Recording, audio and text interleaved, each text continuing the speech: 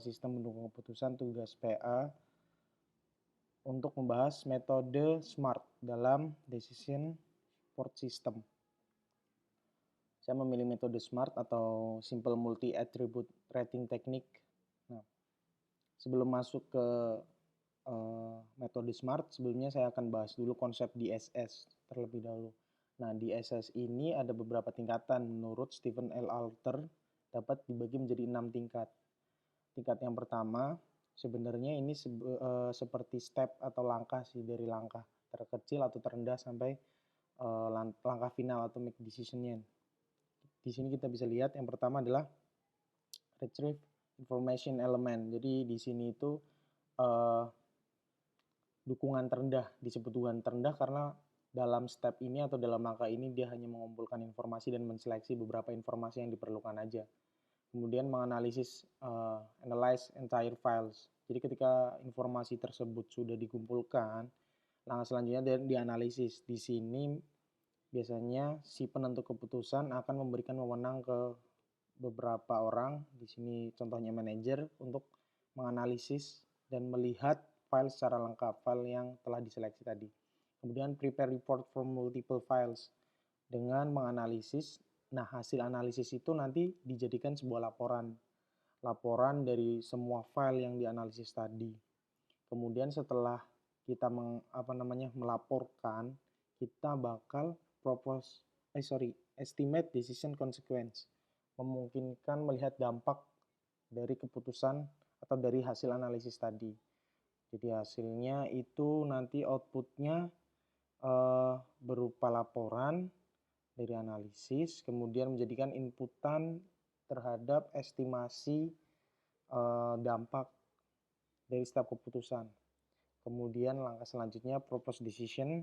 Nah, di sini tuh biasanya untuk beberapa metode yang hanya menghasilkan beberapa alternatif yang diajukan kepada penentu keputusan. Nah, yang terakhir itu ada make decision. Nah, ini level paling tertinggi itu merupakan tahap final dari sebuah tingkatan DSS, yaitu menentukan sebuah keputusan. Jadi bagaimana metode tersebut bisa menentukan sebuah keputusan yang sudah valid, yang hanya menunggu proses legitimasi saja dari penentu keputusan tersebut karena sudah terverifikasi dan tervalidasi hasilnya. Setelah kita tahu konsep DSS tersebut, kita bisa tahu tahap secara umumnya dari sebuah sistem pendukung keputusan. Nah, dalam metode SMART ini merupakan metode pengambilan keputusan atau make decision tadi yang di final ini. Nah, dia mengambil keputusan itu dari multi atribut yang dikembangkan oleh Edward pada tahun 1971, ini dikutip dari Philo tahun 2005. Nah, the framework atau metode SMART ini, ide dasar frameworknya itu, ide dasar pendekatannya itu dirancang untuk memberikan cara mudah untuk menerapkan teknik MAUT atau Multi Attribute Utility Theory.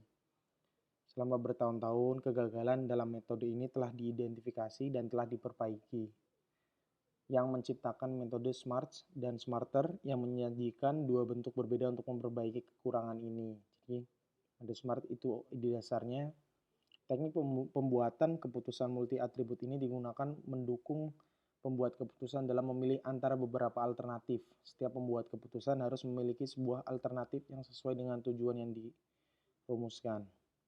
Nah, ini yang penting. Setiap alternatif terdiri dari sekumpulan atribut dan setiap atribut mempunyai nilai-nilai. Jadi intinya dalam metode SMART ini kita harus menentukan dulu alternatif, dan setiap alternatif itu punya kriteria masing-masing dan setiap kriteria punya nilai yang dijadikan sebagai perhitungan untuk mengusulkan alternatif terbaik nantinya. Nah, ini nilai ini dirata-rata dengan skala tertentu. Setiap atribut mempunyai bobot yang menggambarkan seberapa penting skala tertentu. Yang ciri khas dari metode SMART ini itu nilai dengan skala. Jadi per atribut nanti punya skala masing-masing yang kita tentukan. Penilaian tersebut dari para penilai nantinya. Nah, setiap atribut mempunyai bobot yang menggambarkan seberapa penting atribut dibandingkan atribut lain. Pembobotan beberapa peringkat ini digunakan untuk menilai setiap alternatif agar diperoleh alternatif terbaik. Menggunakan linear adaptive model untuk meramal nilai setiap alternatif lebih banyak digunakan karena kesederhanaannya dalam merespon kebutuhan pembuat keputusan dengan cara menganalisis respon. Jadi memang SMART ini metodenya itu sangat sederhana, perhitungannya pun sangat dibilang mudah dan sederhana dibandingkan metode yang lain, karena dia juga dia hanya memperhitungkan nilai saja dari para penilai dengan menggunakan skala tadi, tanpa memperhatikan hubungan feedback antara parameternya. Nah, pembobotannya sebenarnya nggak hanya menggunakan skala 0 sampai 1, itu juga bisa disesuaikan dengan preferensi masing-masing. Intinya nanti kita akan mengambil nilai yang tertinggi. Secara umum, langkahnya itu ada 10 secara umum. Ini saya kutip dari referensi, itu langkahnya ada 10 yang sudah saya sesuaikan dengan perhitungan. Yang pertama melakukan identifikasi masalah, yang kedua melakukan identifikasi kriteria. Jadi masalah decision support system ini kan penting karena adanya kebingungan dalam menentukan solusi dalam sebuah masalah. Jadi hal pertama yang harus punya masalah terlebih dahulu. Yang kedua melakukan identifikasi kriteria. Yang ketiga melakukan identifikasi alternatif. Nanti lebih jelasnya langkah-langkah ini akan saya contohkan juga pada contoh langsung dari komputasinya. Yang keempat memberikan bobot, menghitung normalisasi bobot kriteria, menentukan batasan. Terus kemudian, nah ini skala di sini melakukan penilaian terhadap batasan. Jadi ketika sudah ditentukan skalanya, dinilai skalanya dari, kalau di sini ada dari 0 sampai 1, tapi nanti disesuaikan dengan preferensi masing-masing. Menghitung penilaian dari setiap alternatif, perhitungan menggunakan fungsi nilai utilitas, pemeringkatan menggunakan skor dari nilai utilitas, dan bobot normalisasi alternatif. Di sini sebenarnya yang paling penting menjadi penilaian adalah nilai utilitasnya. Nanti perhitungannya akan saya contohkan. Kita masuk ke kelebihan dan kekurangan metode SMART. Di sini Simple Multi Attribute Rating Technique atau SMART ini dapat digunakan dengan cepat mendapatkan nilai skor total tertimbang. Jadi dengan adanya skala tadi kita tinggal menghitung penilaiannya saja dengan penjumlahan, dengan penggabungan, sudah langsung ketemu skornya. Nah, metode SMART ini juga mudah dimodifikasi karena ketika pengaruh jumlah kategori meningkat, kemudian menggunakan skala rasio untuk menilai preferensi panelis. Nah, yang tadi telah disampaikan. Jadi nanti ada panelis atau penilai yang menilai beberapa kriteria dari beberapa alternatif menggunakan rasio, skala rasio. Bermanfaat karena sederhana, mudah, dan membutuhkan sedikit waktu dalam pengambilan keputusan. Jadi memang dibandingkan metode lain itu metode SMART ini memang cukup simpel, cukup cepat. Namun ada beberapa batasan-batasan yang memang tidak bisa dilakukan di metode SMART ini. Di SMART menggunakan jumlah alternatif tidak akan mengubah keputusan sejumlah alternatif asli, dan ini berguna ketika alternatif baru ditambahkan. Jadi misalkan kita udah menentukan nih beberapa alternatif, kemudian usulan lagi ada alternatif baru. Di metode SMART ini dia mutlak, suatu alternatif itu tidak bisa mengubah kedudukan alternatif lain. Itu hanya pure benar-benar penilaian dari skala tadi, skala penilaian dan nilai utilitas itu saja. Jadi tidak pengaruh antara alternatif satu dengan alternatif lain, tidak ada feedback parameternya. Kemudian menggunakan SMART dalam ukuran kinerja yang lebih baik daripada metode yang lain. Jadi untuk ukuran kerja itu metode SMART cukup baik karena ya cepat dan simpel tadi. SMART sangat populer karena analisisnya menggabungkan berbagai macam kriteria kuantitatif dan kualitatif. Seperti kita ketahui bahwa dalam DSS atau sistem mendukung keputusan, tidak semua metode dapat digunakan untuk beberapa aspek kualitatif, hanya untuk kuantitatif. Namun di metode SMART ini dia juga bisa menggunakan aspek kualitatif karena tadi penggunaan nilai skala tadi di dalam penilaian kriteria. Jadi apapun kriterianya, mau kualitatif ataupun kuantitatif, dia menggunakan skala jadi bisa diukur. Nah, ini kekurangannya, termasuk tadi batasan tadi. Telah ditentukan bahwa perbandingan tentang pentingnya atribut adalah tidak berarti apabila tidak mencerminkan tentang konsekuensi dari atribut itu juga. Misalkan kalau kita bandingkan metode ini, SMART ini dengan AHP misalkan. Di metode AHP kan ada konsistensi rating gitu. Di konsistensi itu kan kita bisa tahu bahwa hasil keputusannya itu dia baik atau tidak. Apabila kurang baik, dihitung dengan nilai konsistensinya. Apabila kurang baik, maka akan harus ada yang diubah. Entah dari jumlah kriterianya, dikurangi atau ditambah. Entah dari penilaiannya, ada yang beberapa harus diubah. Tapi kalau menggunakan SMART, tidak ada nilai konsistensi, rentang konsistensi. Jadi hanya pure menghitung dari bobot saja nilai utilitas yang ada. Salah satu keterbatasan teknik ini adalah bahwa teknik ini mengabaikan hubungan timbal balik antar parameter yang saya sebutkan tadi. Alternatif juga nggak bakal mengubah ini. Peringkat alternatif tidak relatif, artinya mutlak. Mengubah jumlah alternatif dianggap tidak akan dengan sendirinya mengubah nilai keputusan. Artinya berarti tidak saling berhubungan antara alternatif. Mereka hanya memikirkan kriterianya saja dalam SMART itu. Karena banyak atribut, metode SMART akan sulit untuk diterapkan dan dipertahankan. Nah, untuk referensi, saya melihat dari jurnal Decision Support System Scheme Using Forward Chaining and Simple Multi-Attribute Rating. Saya lihat di jurnal Portal Garuda yang dipost oleh Januar, Agustinus, dan Nelly pada tahun 2018. Kemudian ada di sebuah laman Cahya DSN, DSS Smart. Ini blognya lengkap tentang SMART, metode SMART ini cukup lengkap. Nah, kemudian saya juga lihat di tugas salah satu mahasiswa Universitas Widyatama, SPK, tentang metode SMART. Referensinya itu udah, kemudian kita langsung ke contoh penerapan ya. Untuk contoh penerapan ada di Excel, kita langsung buka saja. Untuk penerapan saya menggunakan seperti tugas-tugas sebelumnya dengan masalah menentukan kota yang dijadikan sebagai alternatif terbaik untuk mendirikan suatu industri atau suatu kegiatan usaha dengan memperhatikan beberapa kriteria seperti yang pertama ada UMR, kemudian ada produktivitas, asosiasi, transportasi, keadaan lingkungannya, dan peraturan pemerintah lokal tentang adanya investasi sudah ditentukan. Untuk nilainya dan bobotnya juga sudah ditentukan di tugas-tugas sebelumnya. Kita langsung bahas saja. Di sini yang pertama tabel 1 dan 2 itu menuliskan keterangan yang berupa keterangan kriteria, keterangan alternatif, nilainya. Tuliskan semua.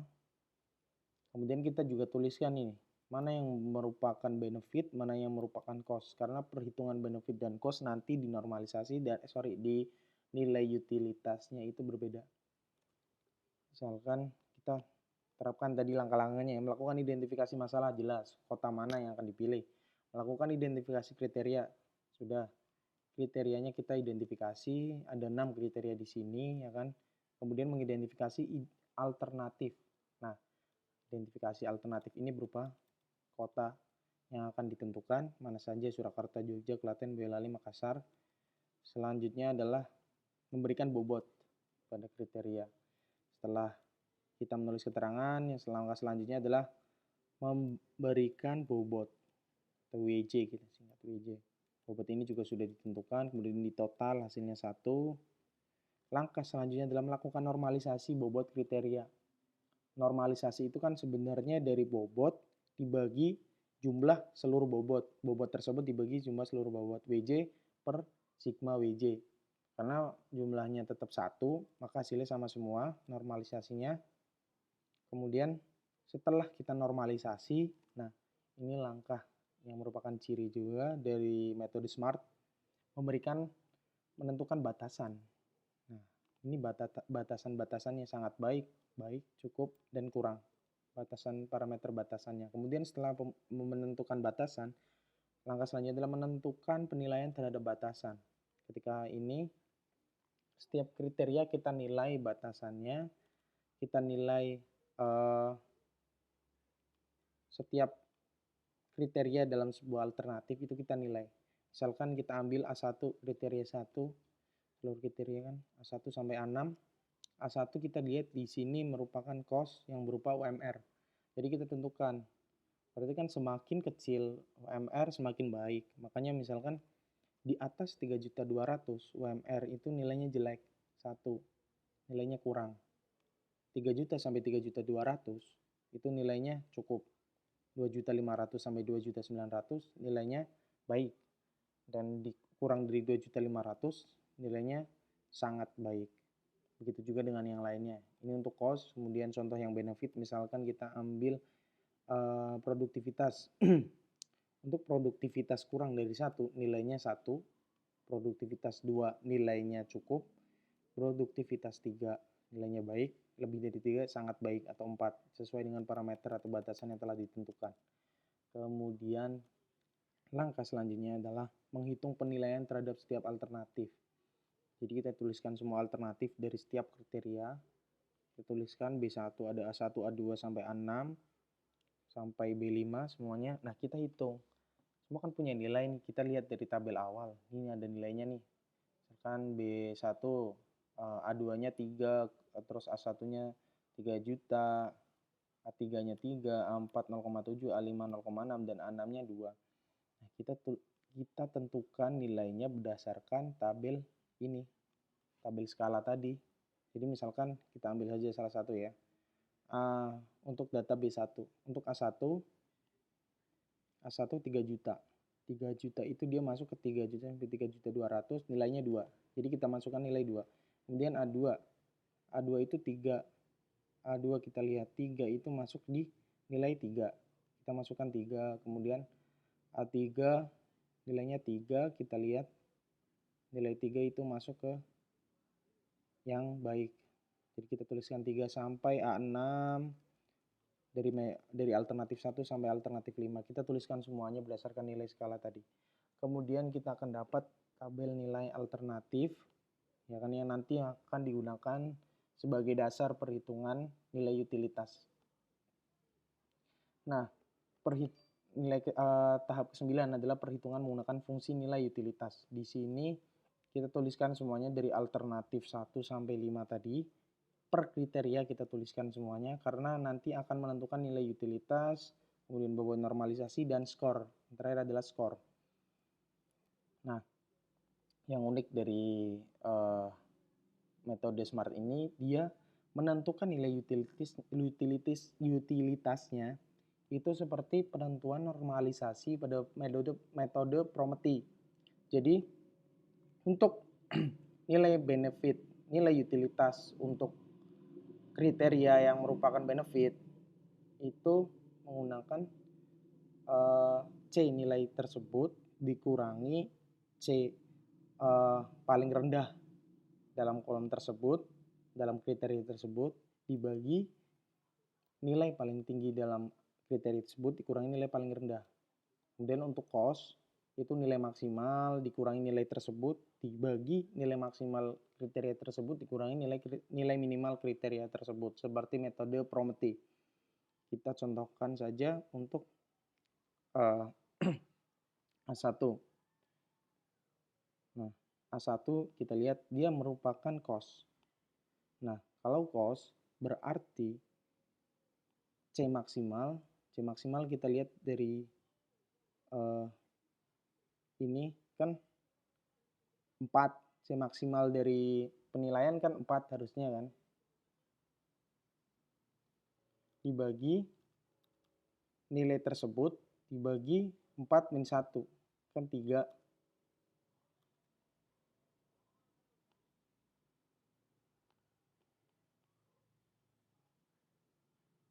Jadi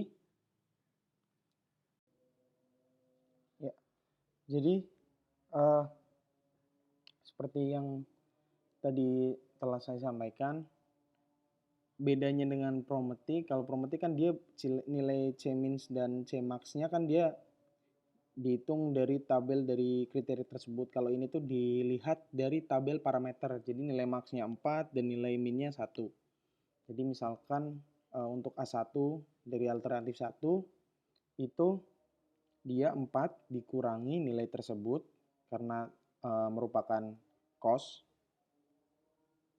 dibagi 4 min 1 max min nilai min. Jadi hasilnya segini.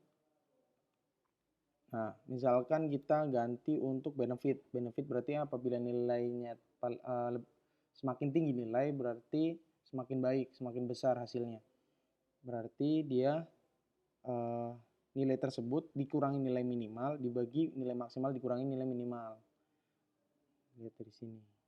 Nah, 3 dikurangi 1 dibagi 4 kurangi 1. Begitu pula seterusnya dilihat dari cost dan benefitnya. Akan ketemu nilai utilitasnya. Nah, kita lihat, kita masukkan bobot normalisasi yang ada di step 4, di tabel 4 tadi. Itu bobot normalisasinya kita masukkan, semuanya taruh per kriteria, kita kopas saja di sini. Nah, nanti untuk skor, itu nilainya, nilai utilitas dari kriteria A1 dikali bobot normalisasi dari kriteria A1. Jadi seperti ini.